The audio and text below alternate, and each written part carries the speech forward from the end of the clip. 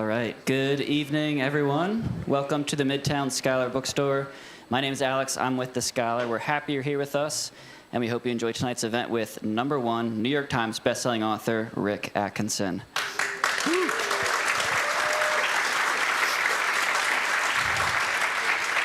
Before we get started, I just have a few other housekeeping notes. First, we've announced a lot of exciting new events coming up, including an early release party with best-selling author and, quote, America's funniest science writer, Mary Roach. Tickets for these and other events are on sale now at midtownscholar.com.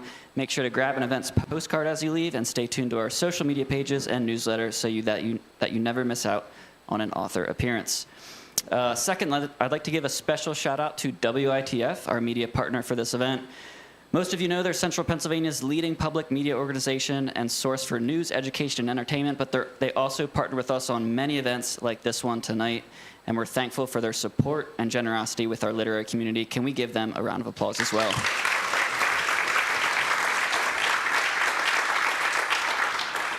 Lastly, most of you should have a signed copy of The Fate of the Day in your hands. We will be having a personalization and book signing with Rick next door in our Rare Books building immediately following the event.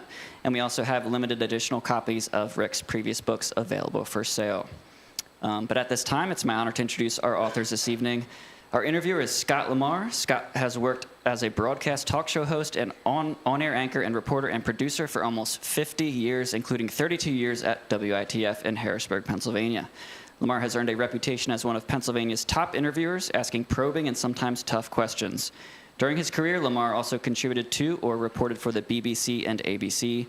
LaMar frequently MCs or moderates large-scale events, and he has won dozens of national, statewide, and local broadcast and journalism awards, as well as for his contributions to the community. A native of Coatesville, LaMar lives in Lancaster County. Of course, our featured author is Rick Atkinson. Rick is the #1 New York Times bestselling author of 7 previous works of history, including The Long Gray Line, The Liberation Trilogy, and The British Are Coming, the first volume of the Revolution Trilogy. He has won numerous awards, including Pulitzer Prizes for history and journalism. Of course, the new book that we are here for tonight is The Fate of the Day. I've got to read just one quote. This one's from Ken Burns, who writes, quote, Rick Atkinson takes his place among the greatest of all historians. The superb second volume in his Revolution Trilogy is that rare narrative that keeps you on the edge of your seat. Familiar characters become dimensional and complicated, new ones burst to life vividly, and the battles and struggles that created our country now have clarity and meaning, end quote. Without further ado, please join me in giving a warm Harrisburg welcome to Scott LaMar and Rick Atkinson.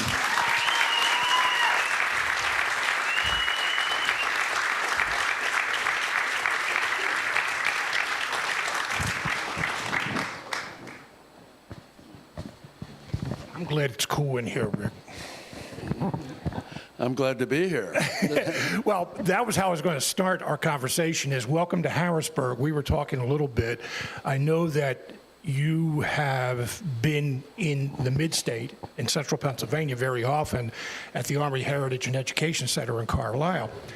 But one of the things I noticed in the book, couldn't help noticing, is how often other towns in central Pennsylvania are mentioned. Lancaster, York, Reading, if you consider Reading central Pennsylvania. But why were those towns so strategic? Well, first of all, thank you all for being here this evening. I have spent a lot of time here. My father was an Army officer, and his last posting in the Army before he retired was teaching at the War College in Carlisle.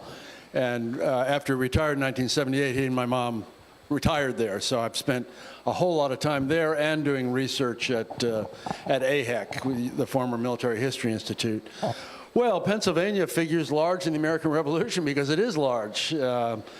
Philadelphia is the capital, to the extent we have a national capital, in the 1770s. And Pennsylvania is second only to Virginia in population among the 13 colonies. When Congress meets, the Second Continental Congress is the governing body throughout the entire 8 years of the American Revolution. You know, when the British approach or threaten to approach, the Congress, this will surprise you, but the Congress immediately flees. The first time they go to Baltimore, and eventually they're going to end up in York for 9 months, I think. So these towns and their villages at that time, really, there's a lot of complaining about York, I have to say. Nobody has anything good to say about York. Gouverneur Morris, who's he's one of the founders,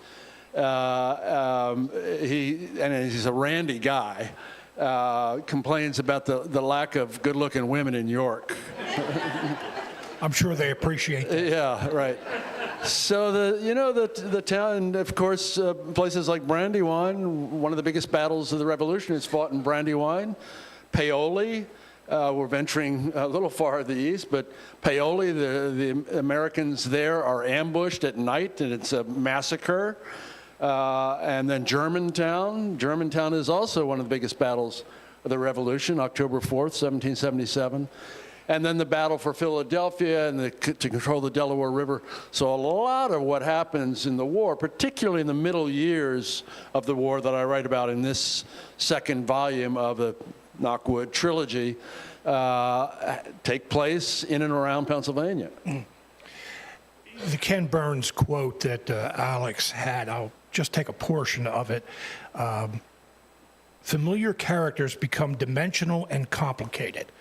Now, that was what really struck me in the book, the people. I mean, a lot of people, as we're growing up and we're thinking about history, we're thinking about dates and memorizing what happened on those dates. Well, your books obviously don't do that. You write about the people, and some of them that are very familiar, we learn a whole lot about. I'm going to ask you about several of them. George Washington. I mean, we think we know so much about George Washington, and I read your book. I did not know half of what you had written about George Washington. Talk about Washington. I'm happy to talk about Washington, Scott. Thank you. Yeah, he's the long pole in the tent, first and foremost. He is proverbially the indispensable man in the Continental Army for 8 years, and he earns that because he is the indispensable man. Now, what I try to do is to show the whole man. The alabaster, the marble man is not who Washington really is. First of all, he's a really indifferent tactician. He makes lots of mistakes on the battlefield. He nearly loses the army and therefore the war in the Battle of Long Island in August 1776. He gets outflanked. He doesn't read the ground well. This is a guy who used to be a surveyor. You would think that he spends time looking at the ground carefully. He didn't look at the ground at all. Same thing at Brandywine. Doesn't go out and look at the ground. Gets outflanked again by the British. Nearly loses the army. He ends up retreating to Chester. So that's one aspect of him, I think, that we need to acknowledge. Now, he has his moments. There's no doubt about it, and we'll talk about some of those. As a person, it's important to realize, first of all, he's only had 5 years of military experience. As a militia colonel from Virginia during the French and Indian War, the 7 Years' War, as it's called in Europe, always under superior British command. He learns a lot. He's in a lot of combat, and a lot of it in Pennsylvania. May have started the French and Indian War. He did, actually. He's responsible for starting a global war as the 7 Years' War became. But he's been out of uniform for 16 years when he's appointed by Congress in Philadelphia. He's a member of Congress to be the commanding general of the new Continental Army. He shows up in Cambridge outside of Boston, July 2nd, 1775. And there's a lot that he doesn't know. And he's been out of uniform for 16 years. He doesn't know much about cavalry, although Jefferson says he's the greatest horseman of his age. He's fantastic on a horse. He doesn't know much about continental logistics. He doesn't know a lot about a lot of things. So we're going to watch him grapple with things he doesn't know and things he doesn't appreciate. During Washington's lifetime at Mount Vernon, at least 577 slaves were used at Mount Vernon. That's appalling. It's a reminder that the prosperity of this country was founded on human bondage. When he leaves Mount Vernon And he's going to be gone for 8 years. He only goes back to Mount Vernon once, and only for a few days during the whole 8 years of the war. But when he leaves, he's got all those slaves and overseers, and Martha's there part of the time taking care of business for him. When he arrives to join the army, to command the army, he doesn't really understand emotionally and intellectually what those men have sacrificed to leave their farms, their shops, their foundries, their families, to come and join the army to fight in the cause at his side. He talks privately about dirty New Englanders. He's a Virginian. He's been put in command of the Continental Army as an effort by Congress to make it a Continental Army, to use it as a recruiting tool to get Southerners to come join the fight. New England to him is like a foreign country. And he has nothing good to say about the junior officers. He needs to recognize that there's a mystical bond between leader and led. It occurs in all kinds of organizations, but it's absolutely vital in a military organization in a time of war. And we're going to watch him come to the realization that he's got to develop that. He's got to develop it to the point that those soldiers who are giving up so much to be at his side, to go through the enormous privations that they go through for years, they've got to know in their bones that he feels this way. So these are things that we're watching about Washington. He's got great attributes that should not be dismissed. He has an excellent eye for subordinate talent.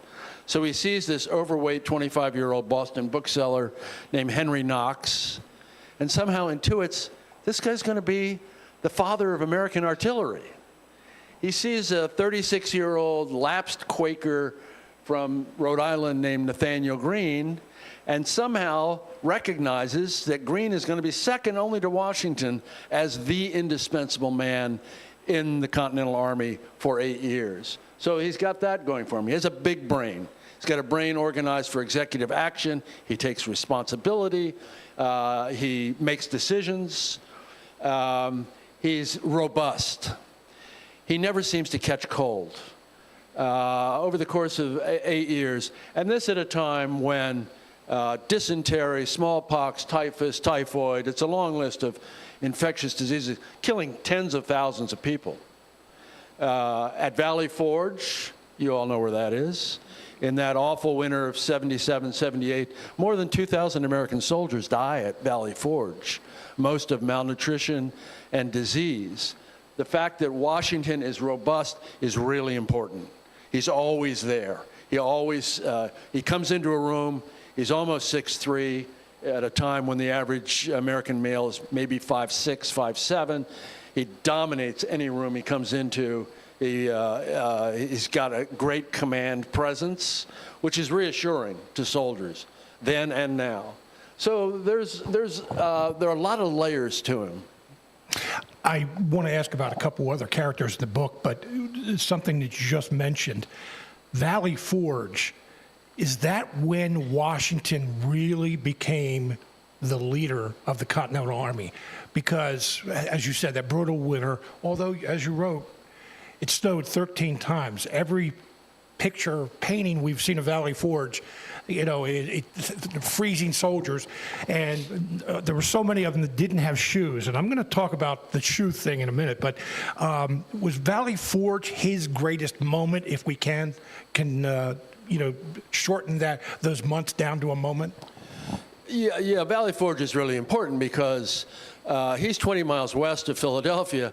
The British have captured Philadelphia, and they're living a good life in Philadelphia in the winter. It's a very comfortable place for General Howe, who's the British commander, and his lieutenants, and the average soldier, both British and German. Meanwhile, it's awful in Valley Forge. As you say, it's a relatively mild winter, but these guys are ill-clad. Many of them do not have shoes. The Army has not really learned how to act prophylactically to help protect soldiers against living in close quarters through the winter. That's one of the reasons that so many of them die. Washington rises to the occasion at Valley Forge as he does in a number of other places. For example, the Army's falling apart in February 1778. The supply system has fallen apart. Soldiers are starving. Horses are starving. Horses are dying of starvation. Washington turns to Nathanael Greene, that lapsed Quaker, and says, I need you to be my quartermaster general. And Greene says, I don't want to. Nobody in history has ever heard of a quartermaster general, quote unquote. And Washington says, you gotta. I need you to do this. And Greene, out of loyalty to Washington, to the Army, to the cause, he does it, and he does it brilliantly for 2 years. He helps to save the Army that winter and subsequently. That's Washington recognizing that he needs to do what needs to be done. There's another character shows up at Valley Forge. Some of you have heard of him. His name is von Steuben. He's a German, middle-aged, little paunchy. He's been told before he leaves Europe to come here that the American uniforms are red, so he shows up in this bright scarlet, wrong color. The first thing he does at Valley Forge is finds a dyer to dye his uniform blue.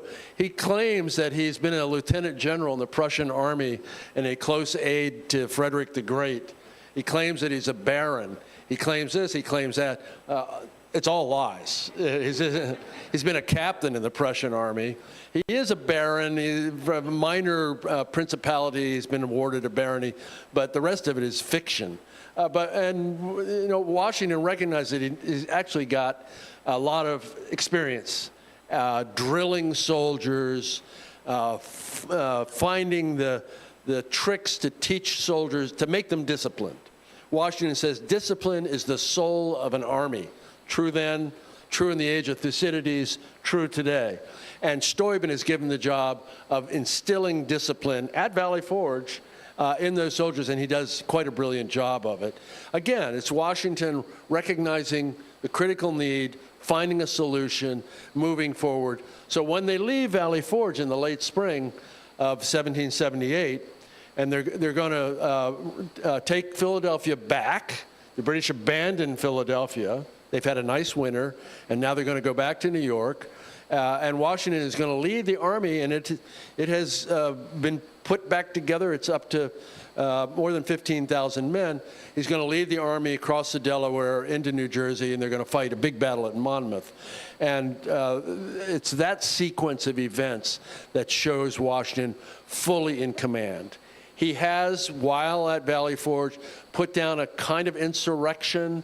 Some of the officers, they're talking among each other. These are lesser men. They're saying, one thing about Washington, he loses more battles than he wins. That's true. He's not a very good tactician. That's also true. Maybe I could be better than he as the commanding general. That's not true. And so there's this little revolt. It's called a cabal. It's not really a cabal, but it's a thing. And one thing about Washington, he is a terrific bureaucratic knife fighter. If you're going to go up against him, you better kill him, because he's excellent at parrying challenges to his authority, and he quashes this thing, and he's never challenged again through the end of the Revolution, 1783. It's the last real suggestion of challenge to his authority. Another couple characters. Benedict Arnold. Now, throughout history, a traitor is referred to as a Benedict Arnold. Benedict Arnold, if there wasn't that treason, would have been one of the heroes of the American Revolution. Yeah, that's right, Scott. He is the best tactical commander on either side in the first 2 years of the war. He is born to lead other men in the dark of night. That's not something that everybody can do. He's a Connecticut merchant. His family is fairly well-to-do until Dad drinks away the family fortune. Arnold, who's supposed to go to Yale, ends up instead being apprenticed to an apothecary in Connecticut. And he makes his way, and he establishes his own merchant business. He hangs out a shingle that says Dr. Arnold. He's not a doctor. And he, among other things, he has a little merchant fleet. He learns to not only to build ships, but to sail them, and he sends these ships to the West Indies and to Canada and so on. That's going to be important. And when the shooting starts, he's been involved in a local militia, and he shows up in Cambridge in the summer of 1775, and he finds himself united with a guy named Ethan Allen. Ethan Allen is, the Green Mountain Boys, and he's a roughneck of the First Order. And the two of them together capture Fort Ticonderoga, the Gibraltar of the North, at the south end of Lake Champlain. There's a very small British garrison there. Allen and Arnold, they're bickering all the time. They can't stand each other. But they're leading this detachment, and they surprise the British garrison there. They capture Fort Ticonderoga. It's important because, among other things, there's a lot of cannons that are going to be useful subsequently. Washington is watching this from afar, and when Arnold shows up in Cambridge, Washington again intuits that this eye for subordinate talent. We're going to invade Canada. We've tried to convince the Canadians that they should be the 14th colony. And when the Canadians... Only the 14th. You know where this is going. And when the Canadians, there's only 60,000 Canadians, most of them are French emigres from Normandy, and Britain has taken control of Canada as a consequence of their victory in the 7 Years' War in 1763. So when the Canadians resist and say, well, no, what do? We invade. This is the semi-quincentennial of our invasion of Canada. It didn't go well. So all of you empire builders out there who think that it ought to be the 51st state, I invite you to read chapters 5, 8, and 12. But this invasion, Washington's been told to do it, and he gives Arnold command of one of the two prongs that are going to attack into Canada. And he leads about 1,000 men through the Maine wilderness in the late fall of 1775. And it's one of the great feats in American military history. It's an astonishing anabasis. He's badly wounded. They try to take Quebec. He's shot in the leg. The invasion fails. He helps to get the army out without the army being destroyed. And again, we're going to see Arnold show up most prominently at Saratoga in September and October 1777. One of the critical battles, again, in American military history. Arnold is really the guy on the battlefield at the time. He's shot again in the same leg, very seriously wounded. He's going to be months in the hospital recuperating. He never does recuperate. His left leg is 2 inches shorter than it had been. And all the while, certain grievances are building up. And you know where that's gone. But Washington, Washington does whatever he can to boost Arnold because he knows how vital he is as a fighting commander. I want to talk a little bit about the interesting British, and again, this is one of the things that's unique about the book, is that you hear what is going on in London and what Parliament and what the different ministers are thinking. But I want to talk about the start of the book, and this is unique as well. You start the book in France, talking about Benjamin Franklin, Marquis de Lafayette, and Marie Antoinette and King Louis XVI. Why start in France? Well, they're irresistible, first of all, all of them. Yeah, it starts at Versailles in the spring of 1777. And it starts there because that's the game for the American cause at this point. It is to persuade the Roman Catholic absolute monarch of France, Louis XVI, and his beautiful Austrian spendthrift wife, Marie Antoinette, known around the French court as Madame Deficit,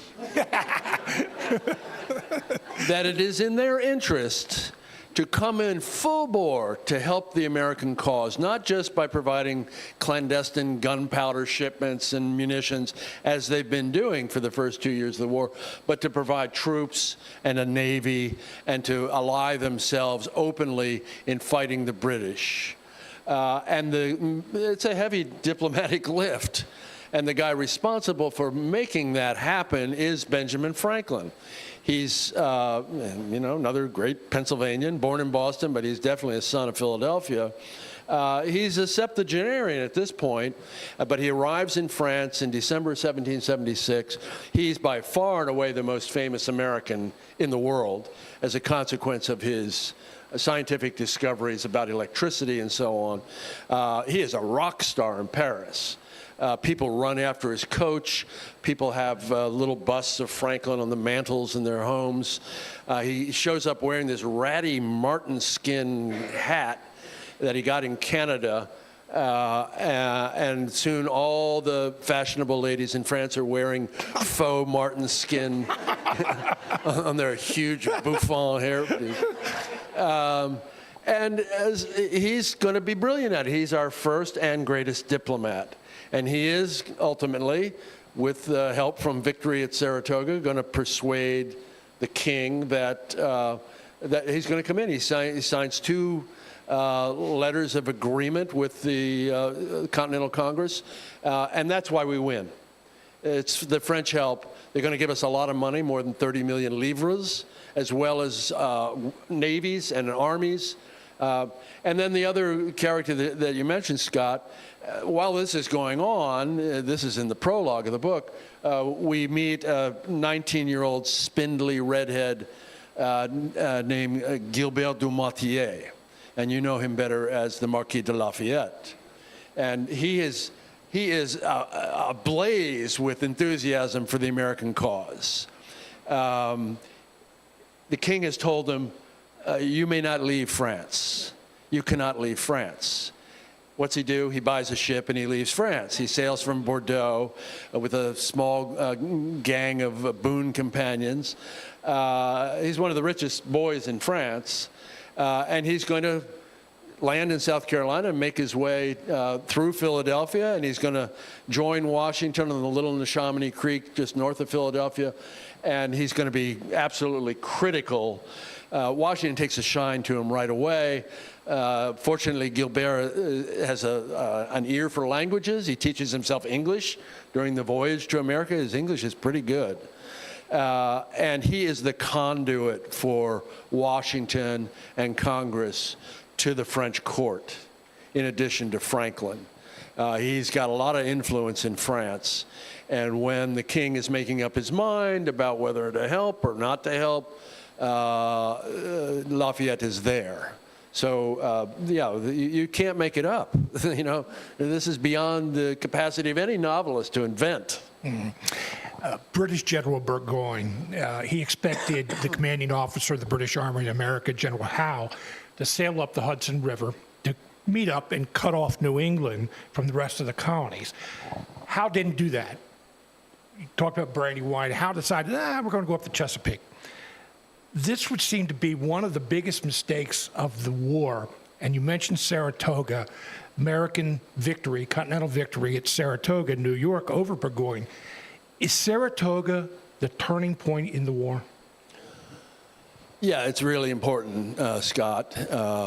I mean, the British strategy is incoherent at this point in the war, in 1777. They've got a plan. It's been approved by the king. And I would like to talk about your last king, George III, in a minute. But it's been approved by the king and his government. And it certainly has the support of large majorities, both houses of Parliament, House of Lords, House of Commons. And the plan is to stage in Montreal and send an army of 8,000 British and German soldiers down Lake Champlain, overrun the garrison at Fort Ticonderoga, the Gibraltar of the North, and then spill into the Hudson River Valley, come south at least to Albany, maybe all the way to New York, and cleave off the New England states, and they're states at this point, from the Mid-Atlantic states. It's a pretty good plan, actually. The problem is Burgoyne does this, and he overruns Ticonderoga, and he's in the Hudson River Valley, and boy, there's a lot of anxiety because he's got 8,000 trained troops, and they're moving south. The main British Army under General William Howe is in New York, and the original plan is that Howe's going to go up the Hudson River Valley, and they're going to merge in Albany, and really seal off New England. Howe decides, I think I can really do better if I go the other direction, 180 degrees in the other direction, and go and capture Philadelphia, which is what he does. And nobody in London is adjudicating this. Nobody says, hey, wait, time out, this doesn't make any sense.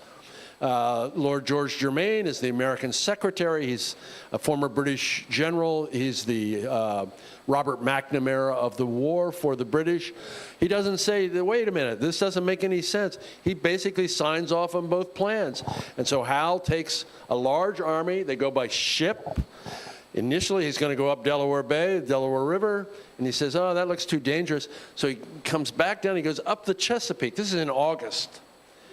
The predominant sound of the British expeditionary forces during the American Revolution, and particularly at this phase, is the splash from dead horses being lifted out of the holds of ships and thrown overboard. Almost all of Howe's horses die on the Chesapeake as he's sailing to Head of Elk, which is at the northern end. It's very close to Brandywine. And okay, so he gets there and he fights Washington at Brandywine. He wins.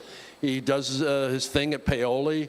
He defeats Washington again at Germantown, and he captures Philadelphia. So what? Congress is in York complaining. About the women. And Burgoyne is left hanging out there. His lines of communication, his supply lines, stretch all the way to Montreal.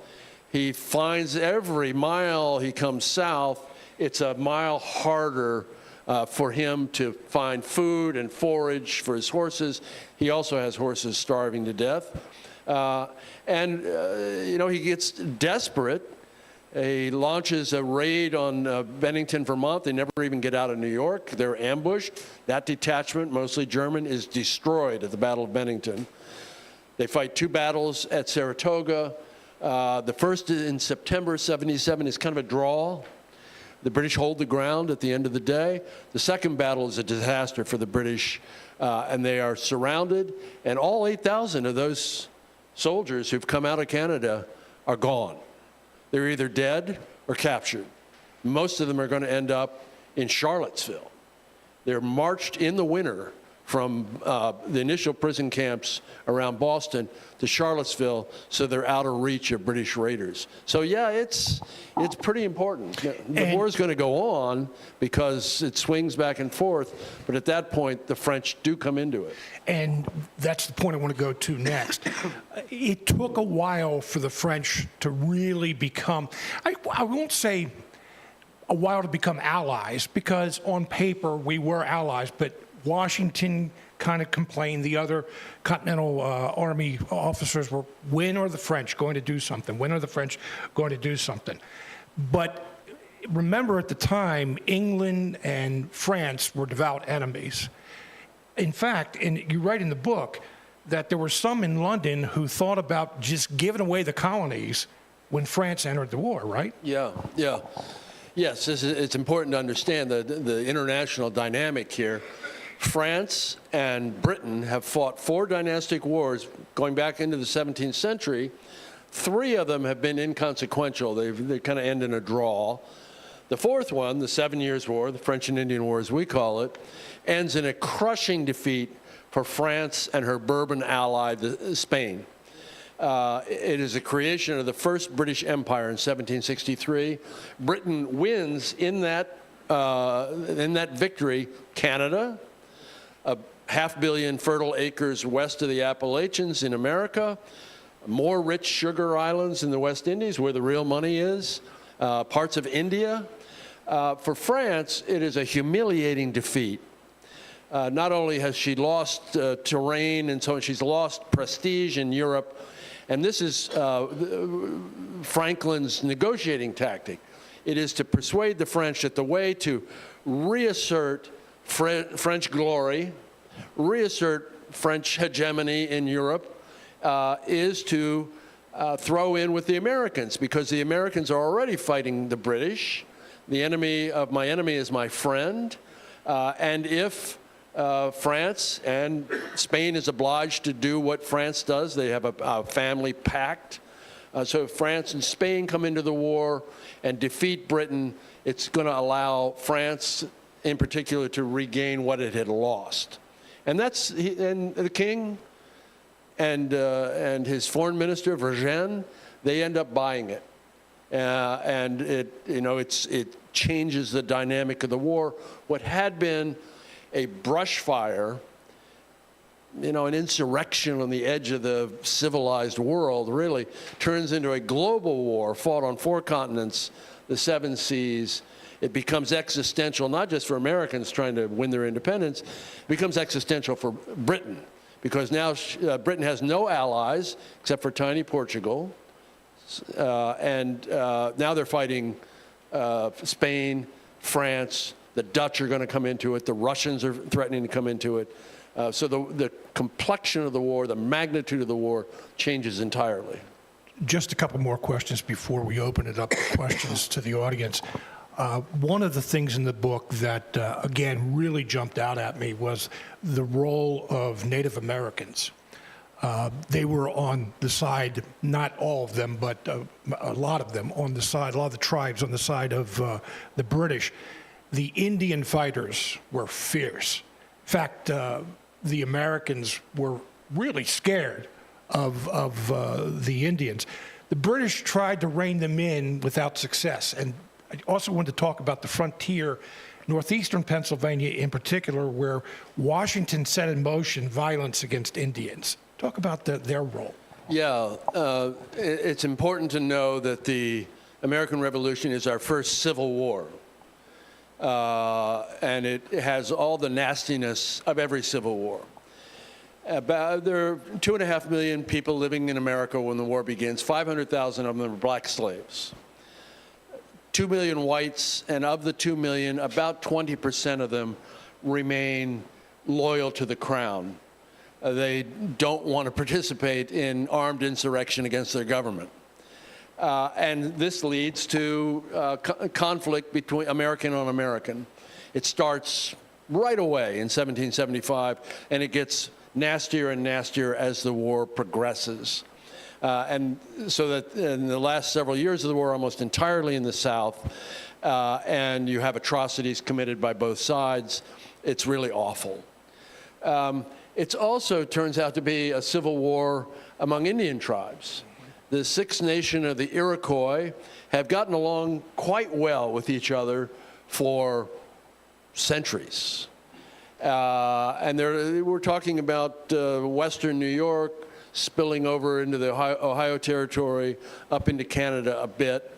As the war develops, those tribes have to make a decision on who they're supporting. 4 of the 6 tribes support the British. 2 of them support the rebels, the Americans, and they end up fighting each other. It is a civil war within the Iroquois. In 1779, and you Pennsylvanians know this, for 100 years there had been Indian raids down into New England and Pennsylvania, New York, and there had been terrible raids in places like Cherry Valley, area up around Wilkes-Barre now. There had been massacres, atrocity after atrocity. And Washington, who's cut his teeth fighting Indians in Virginia, spends most of 1779 planning a campaign of vengeance against the Iroquois.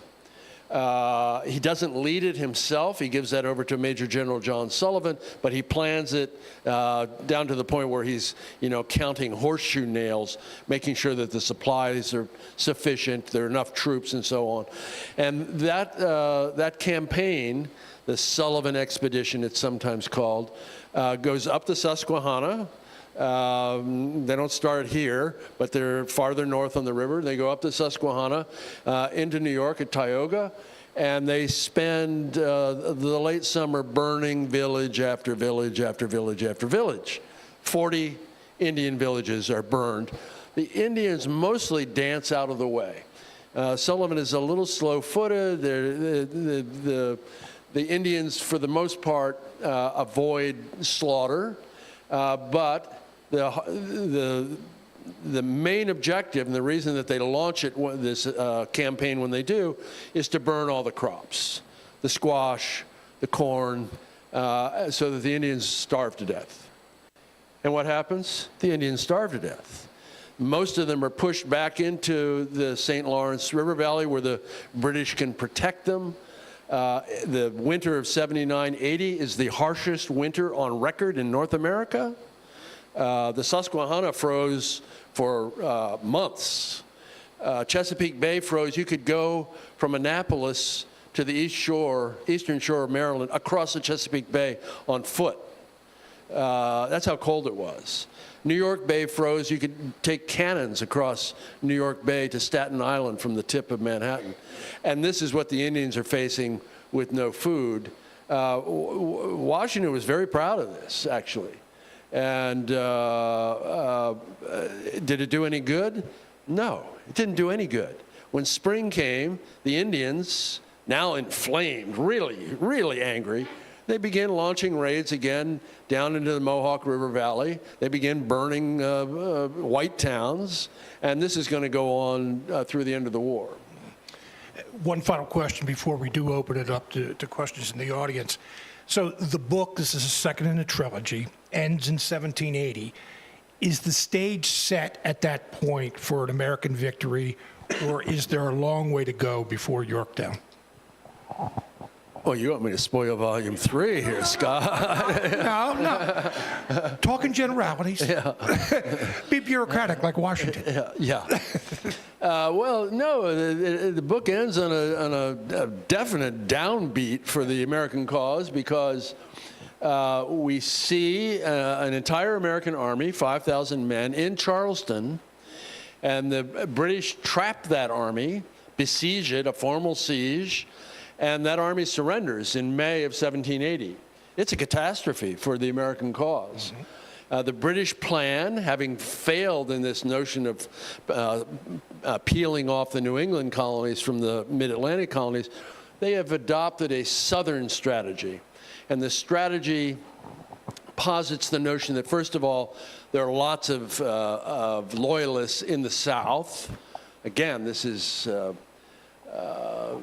wishful thinking in London, but that if you can get those loyalists supported by the British Army to fight against the rebels, that you can begin to roll up the rebellion from the South. You can take Georgia first, and they capture Savannah, and then you can take Charleston, and they capture Charleston, and then you got South Carolina, and they spread out, and they begin capturing towns in South Carolina. You move into North Carolina, you move into Virginia, and this is their plan.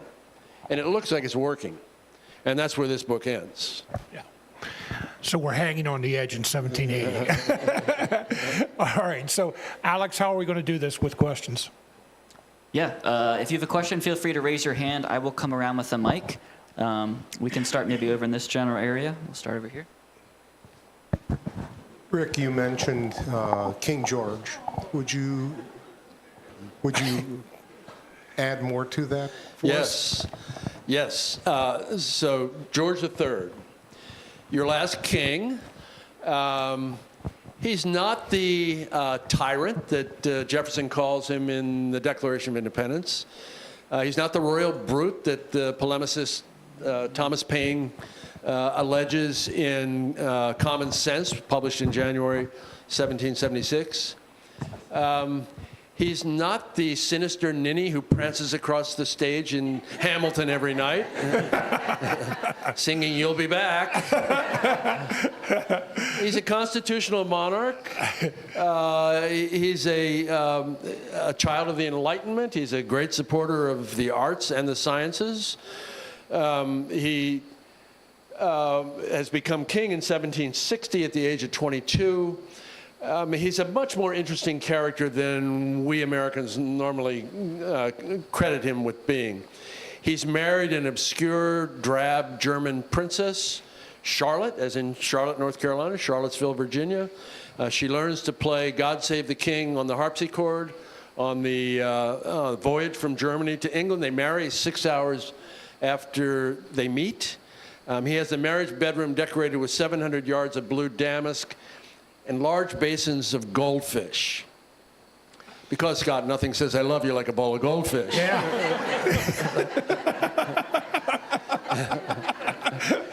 It's a loving marriage, which is not always a given in the 18th century. She produces children with lunar regularity, eventually to number 15.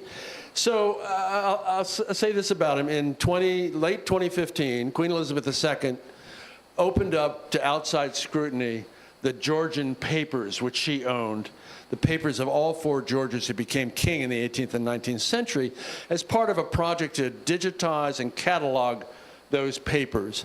And I was among the first allowed in to take a look. I was in Windsor, 20 miles west of London, for a whole month, April 2016. Every day I would flash my badge at the Henry VIII gate to get into the castle, and it's a real castle. And then again at the Norman Gate, and I would climb 102 stone steps and 21 wooden stairs to the garret of the Round Tower, begun by William the Conqueror in the 11th century. And there are the papers. Most of the Georgian papers, there's about 500,000 pages. Most of them belong to George III because he was king for almost 60 years, most of them previously unpublished.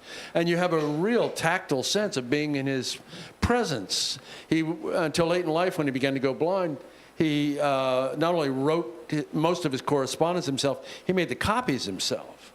And you see in these papers what it is that he thinks he's doing in waging war against his own people for 8 years across 3,000 miles of open ocean in the age of sail.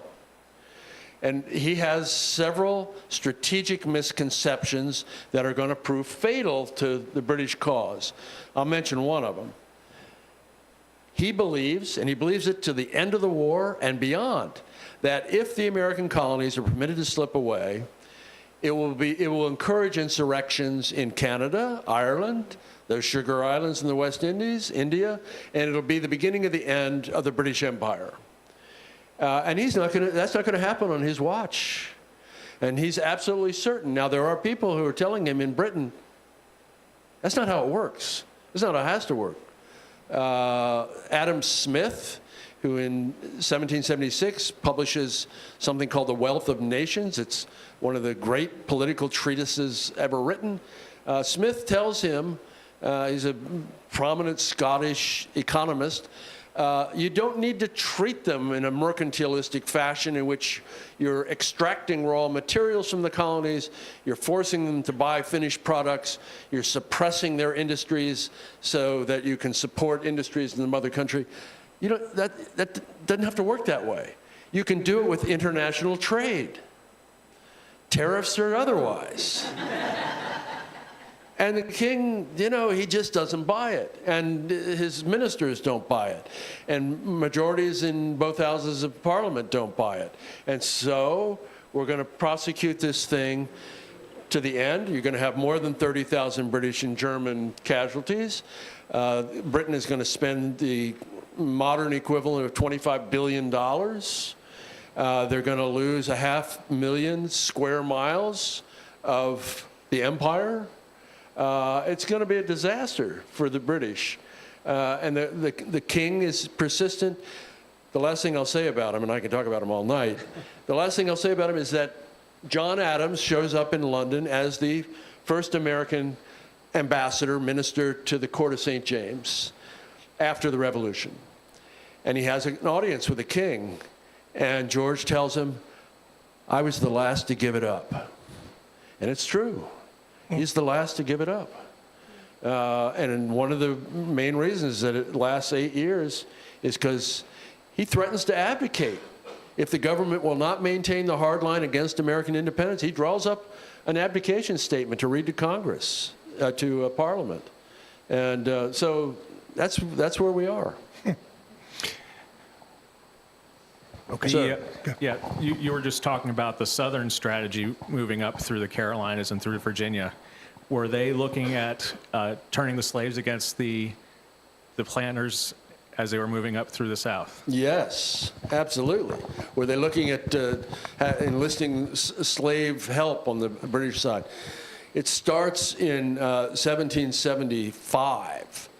The royal governor of Virginia, Lord Dunmore, offers freedom to any slave who will run away from a rebel master and enlist in what Dunmore calls his Ethiopian Corps. And they're given, shirts look like a uniform shirt and a musket. And this deal does not apply to those who run away from loyalist masters, and it doesn't apply to Dunmore's own 40 slaves either. Nothing that happens in the war outrages Washington and the rest of the plantocracy in the South than this. Washington fulminates about it, and he's frothing at the mouth at this impertinence, because it obviously threatens the financial stability, the economic basis for the South in particular. Now, Dunmore's plan doesn't go well. It goes badly, especially for the slaves. Many of them contract smallpox, known as the King of Terrors, and many of them die of disease. Very few of them ever see liberty. There are other efforts by the British at various points in the war to enlist free runaway slaves, and they encourage runaways wherever they are, particularly in the South. And there are thousands and thousands, and many of them end up in New York. And when the British evacuate New York, many of them are going to go with the British when they leave, and they'll go to Canada. Some of them will go to the islands in the West Indies. Some of them will go to England. So this is a fraught part of the war. The Americans, there are proposals that the Americans do the same, that they offer freedom to slaves who will fight on behalf of the American cause.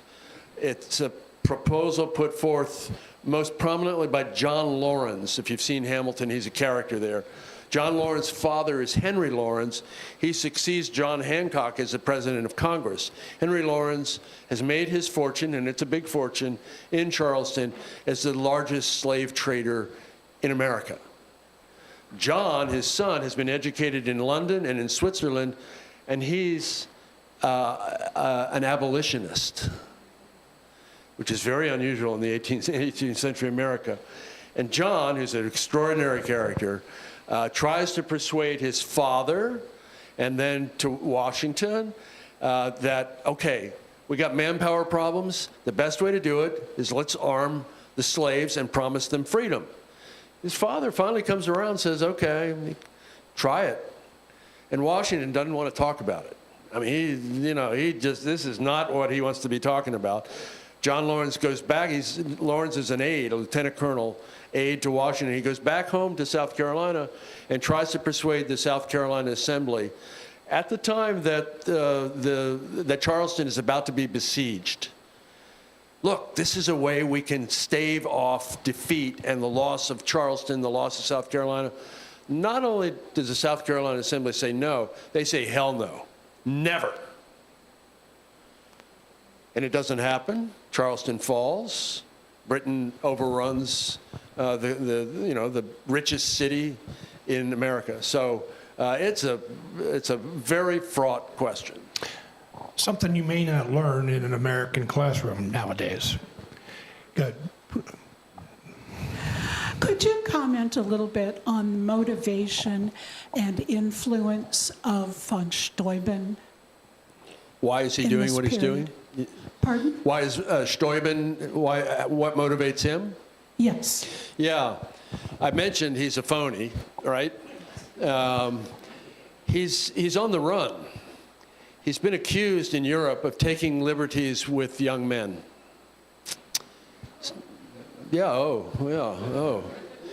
He's been accused of pederasty, and they're after him. And so he leaves Germany, and he ends up in Paris, and he ships out for America with letters from Franklin. It's not clear that Franklin knows about these accusations. There are people in the Catholic Church in southern Germany who are looking for him. But Franklin writes letters of recommendation to Washington, says, oh, you know, this guy was a lieutenant general in the Prussian army, close aide of Frederick the Great, all nonsense. So Steuben is, he's looking over his shoulder. It's not clear to me, it's not clear to, I think, modern scholars how truthful these accusations were. There's no evidence that I've seen when he arrives in America, and he's going to settle here. He stays here. He dies here. He's buried in central New York. I never see any evidence of this kind of misbehavior, this abominable misbehavior. You don't see any young officers suggesting that Steuben is gay, much less a pederast. So he's motivated because he becomes, in addition to wanting to avoid going to jail, he believes in the cause, as most of these foreign adventurers do, to some extent. And he's loyal to Washington. Washington really does appreciate him.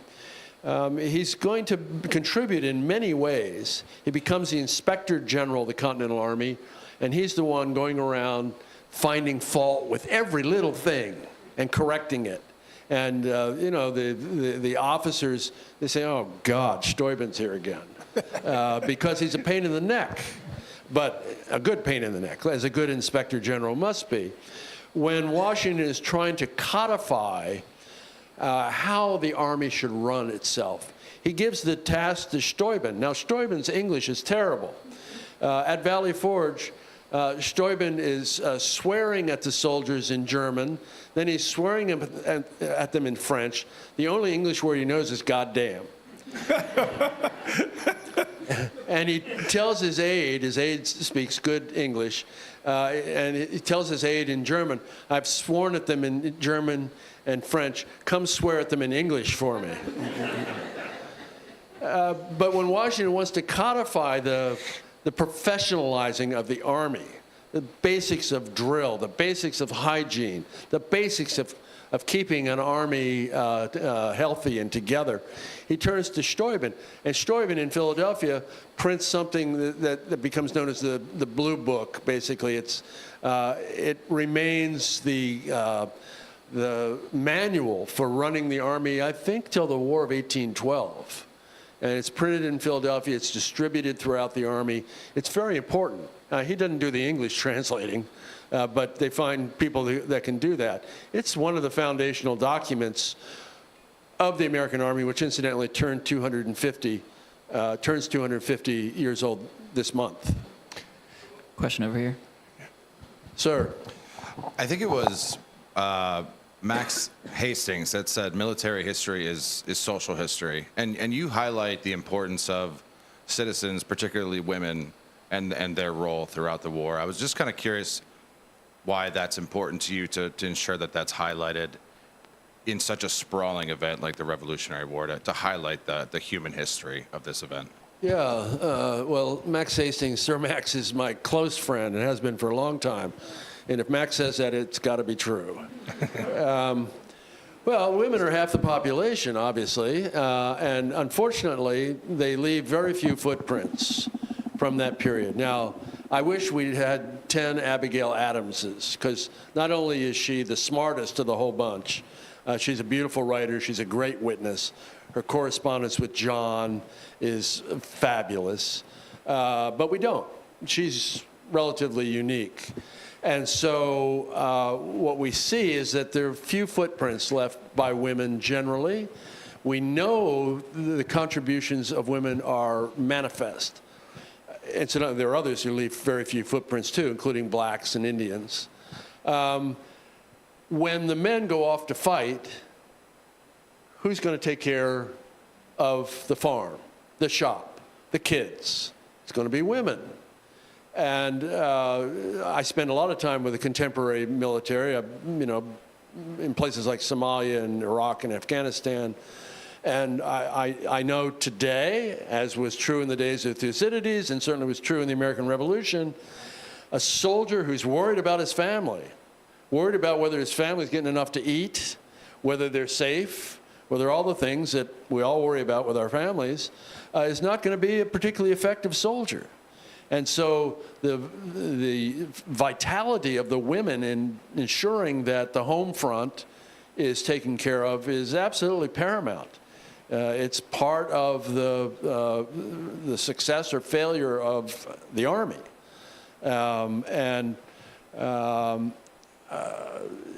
So I try to capture that in some way, try to acknowledge that in some way. Women are contribute in other ways too. They're in the Army, and there are not a lot of them, but they're in the Army as laundresses. They're in the Army as nurses. Not a lot of them, but some. They're camp followers. They're rarely are they involved in the fighting. The Molly Pitchers of the world, there's a lot of fiction involved. But they're absolutely critical to holding the country together for 8 years, 8 really hard years, and allowing the men to do what the men have to do. Wonderful presentation. I'm the immediate past vice president of the Joseph Priestley House Museum up in Northumberland County. And thank you very much for talking about Joseph Priestley's close friendship with Benjamin Franklin in Volume 1. I was very impressed. But a follow-up question. I learned that Joseph Priestley's letters to Franklin in Paris, because they continued to correspond, were being intercepted by a British spy who was Benjamin Franklin's personal secretary, a man named Edward Bancroft. Could you say a few words about the nature of British spying on Ben Franklin in Paris?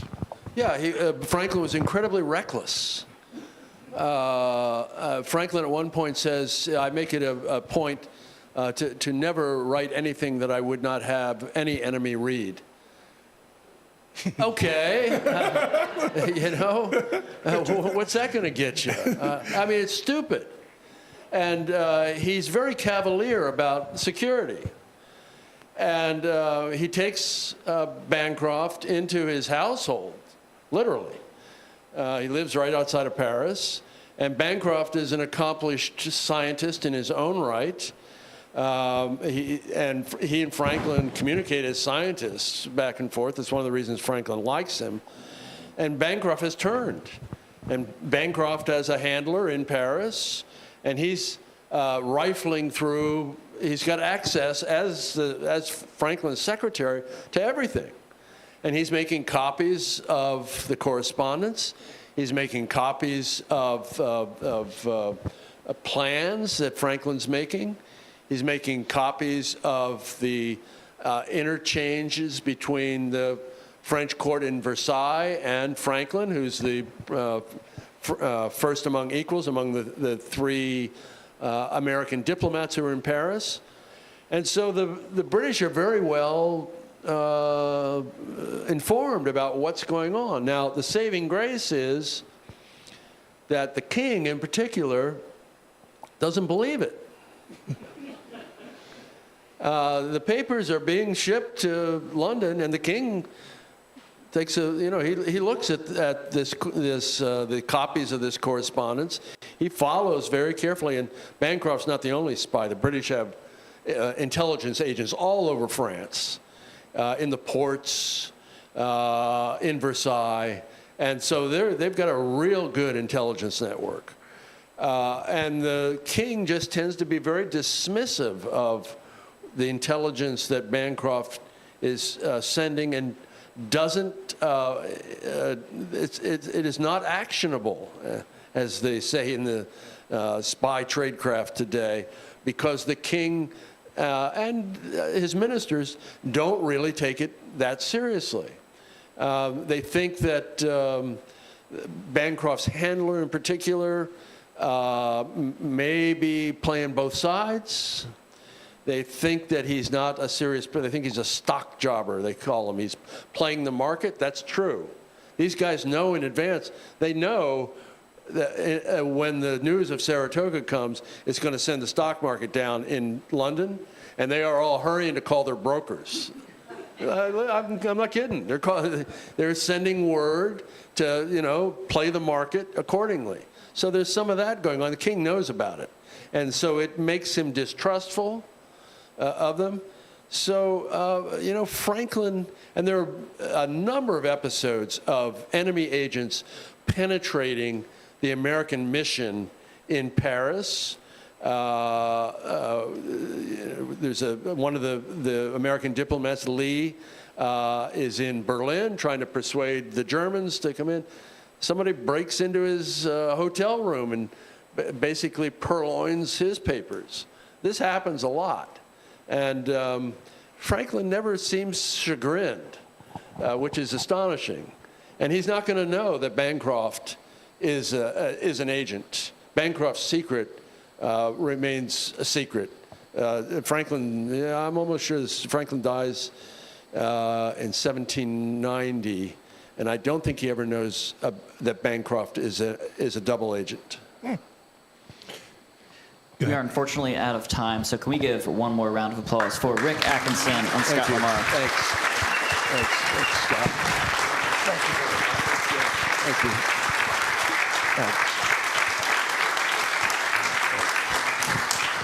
Thank you, Rick. Thank you, Scott.